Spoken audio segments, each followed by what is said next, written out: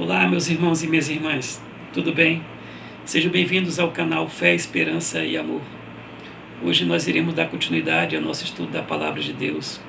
Iremos fazer a exposição para o livro de Salmo, Salmo 44c.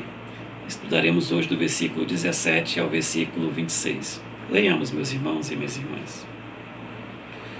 Tudo isso nos sobreveio, entretanto não nos esquecemos de ti, nem fomos infiéis à tua aliança. Não tornou atrás o nosso coração, nem se desviaram nossos passos dos teus caminhos, para nos esmagares onde vivem os chacais e nos envolveres com a sombra da morte. Se tivéssemos esquecido o nome do nosso Deus, ou tivéssemos estendido as mãos a Deus estranho, porventura não teria atinado Deus, Ele que reconhece o segredo dos corações? Mas por amor de ti, somos entregues à morte continuamente. Somos considerados como ovelhas para o matadouro. Desperta, porque dormes, Senhor, desperta. Não nos rejeites para sempre. Porque escondes a face e te esqueces da nossa miséria e da nossa opressão. Pois a nossa alma está batida ao pó, e o nosso corpo como que apegado no chão. Levanta-te para socorrer-nos e resgata-nos por amor da tua benignidade.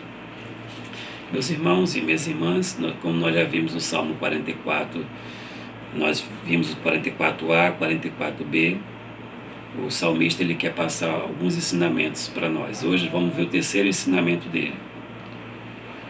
Começa dizendo assim: tudo isso nos sobreveio.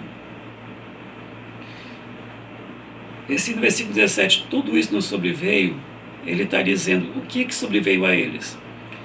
Porque ele falou agora, porém, tu nos lançaste fora, expuseste a vergonha, e já não sai com nossos exércitos. No versículo 10, tu nos fazes bater em retirada. Versículo 11, entregaste-nos como ovelha para o corte. Versículo 12, vendeste por um nada o teu povo. No versículo 13, tu nos fazes o opróbrio dos nossos vizinhos. Versículo 14, põe-nos por ditado entre as nações. Versículo 15, a minha ignomínia está sempre diante de mim. Então, nesse momento, ele está dizendo tudo isso nos sobreveio.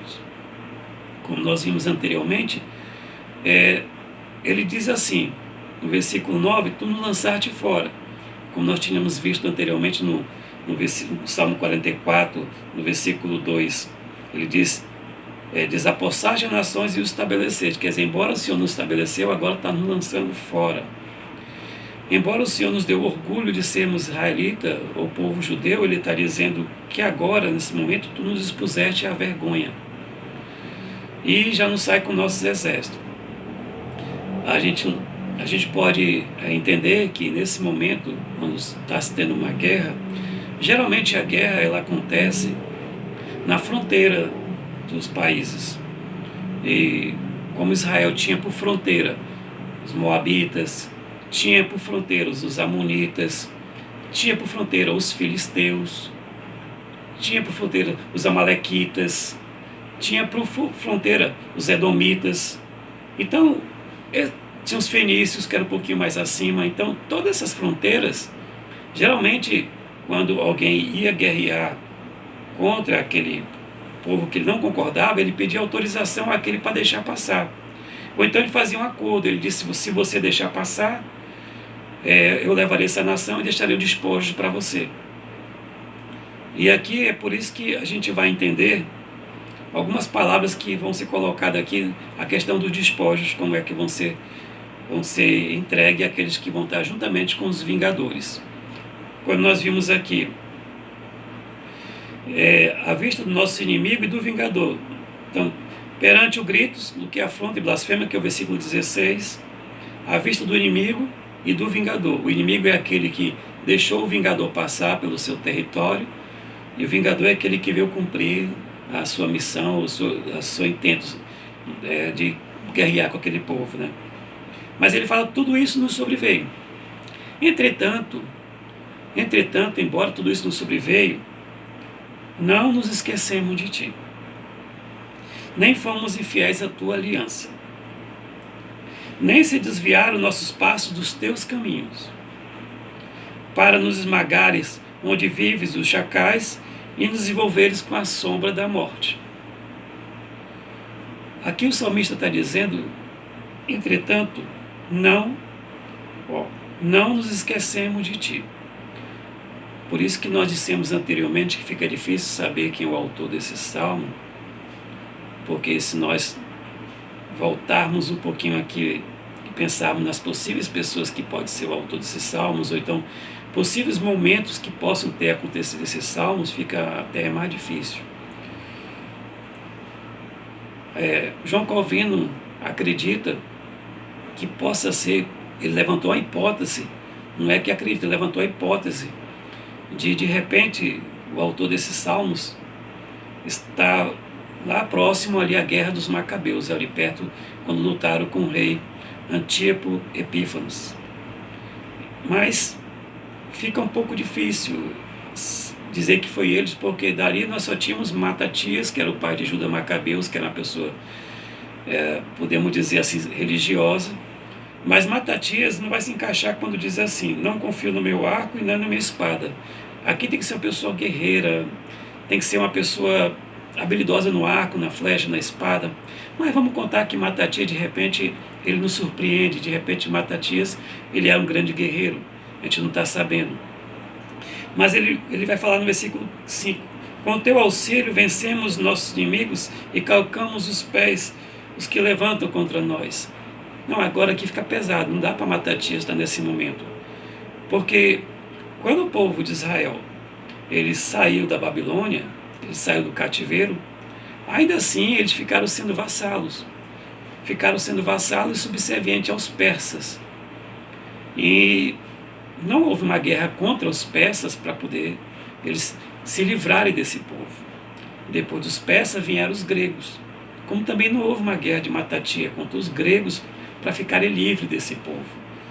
Então, quando diz assim, com teu auxílio vencemos os nossos inimigos, Matatias nesse momento deveria ser um grande guerreiro, um grande líder e, assim, um homem muito voltado para Deus. Fica difícil acreditar que foi Matatias nesse período, por isso que não dá para encaixar muito bem aqui.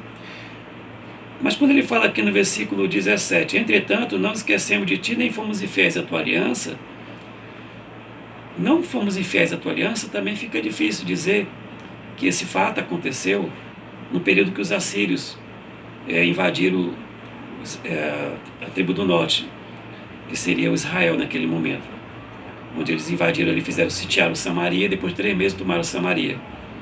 Fica difícil dizer, porque o último rei ali era o rei Oséias, e Oséias não fazia o que era bom diante de Deus. Oséias não tinha essas palavras de dizer aqui, por exemplo, entretanto, não nos esquecemos de ti, nem fomos infiéis à tua aliança. Oséias não era fiel a Deus, ele não tinha uma aliança com o Senhor. Mas podemos até pensar que talvez tenha acontecido com os judeus. Com os judeus, que quando eles foram invadidos pelos babilônios. Mas quando nós pensamos nos 3 reis, que aconteceram as 3 deportações, nenhum dos 3 reis também fizeram o que era bem diante do Senhor. Se nós pensarmos em 605, ou 602, ou 607, esse período aí, onde o primeiro rei babilônico, judeu, foi Jeoaquim. Jeoaquim não estava servindo ao Deus de coração, com integridade. Ele não podia dizer assim, não nos esquecemos de ti, não tornou atrás o nosso coração. Não, Joaquim, o coração dele não era mais para Deus. Tanto é que o Senhor levantou a Babilônia contra os judeus. Mas depois de Joaquim, vai ter Joaquim, o filho dele, que vai ser em 597 ou 598, que também, a forma do pai, o modelo do pai, também, o coração dele não está voltado, quando diz aqui, não tornou atrás nosso coração, nem se desviaram nossos passos dos teus caminhos. Joaquim não estava servindo ao Senhor. Depois de Joaquim, já em 587, 86, foi Zedequias. E Zedequias também não estava servindo ao Senhor também. Então fica difícil dizer que foi no período da deportação do povo para a Babilônia ou foi no período da deportação do povo para a Síria. Então não temos como saber assim, através dessas informações que o texto nos fala quem é. Mas tem os ensinamentos. E isso que nos interessa, porque se nós observarmos, nós temos também na palavra de Deus o livro dos Hebreus. E Hebreus não sabemos também quem possa ser o autor do livro dos Hebreus. Alguns conjecturam Paulo, outros vão levar para Apolo e outros vão falar outras pessoas, mas ninguém tem a certeza. Como aqui também poderia ser Davi, e Davi, de repente, ele está escrevendo, como ele é um poeta, ele fez essa poesia para nos passar uma mensagem, pode ser também. Então não temos uma certeza. Mas ele vai dizer, tudo isso nos sobreveio, entretanto, não nos esquecemos de ti. Nem fomos infiéis à tua aliança. Não tornou atrás do nosso coração, nem se desviaram nossos passos dos teus caminhos, para nos esmagares onde vive o chacal e nos envolveres com a tua sombra da morte. Então, o salmista aqui está dizendo que esses acontecimentos que vieram sobre eles estão vindo, mas eles estão totalmente obedientes e servindo ao Senhor. Eles estão dando exemplo à nação quem é o Senhor Deus. Eles estão nesse momento aqui proclamando o Senhor Deus com suas vidas, proclamando quem é Deus por suas histórias, pela forma como eles se comunicam, pela forma como eles louvam ao Senhor, eles proclamam quem é Deus. Eles levam o nome de Deus no seu semblante. E nesse momento, esse povo que está levando o nome de Deus no semblante, que está obedecendo ao Senhor, que está ouvindo o Senhor, eles estão sendo atacados desse jeito, mostrando para o povo de Israel que nem sempre são os pecados do homem que fazem com que Deus venha corrigir o homem. Nem sempre. Existem os propósitos de Deus que nós não conhecemos. E que, embora o Senhor Deus tenha sido muito bem com os pais antigos, que é os patriarcas, embora o Senhor Deus tenha sido muito bom com esse salmista aqui para vencer algumas guerras, agora o Senhor Deus, embora ele é fiel ao Senhor, o Senhor Deus também está tirando o povo e está castigando ele, porque ele vai dizer no versículo 15, a minha ignomínia está sempre diante de mim, e cobre-se de vergonha o meu rosto. Então esse salmista está dizendo que cobre-se de vergonha porque o Senhor Deus está fazendo isso com eles. Então é um salmo que ele está passando 3 ensinamentos, como nós falamos anteriormente. O primeiro ensinamento, nós vimos que o Senhor Deus, ele guarda, protege o seu povo, e aqueles que o servirem, que os buscarem, que o amarem, ele vai guardar e proteger como tem aguardado e protegido os povos antigos. Assim como os patriarcas antigos, ele guarda e protege o seu povo de Israel. Esse é um ensino muito, muito importante.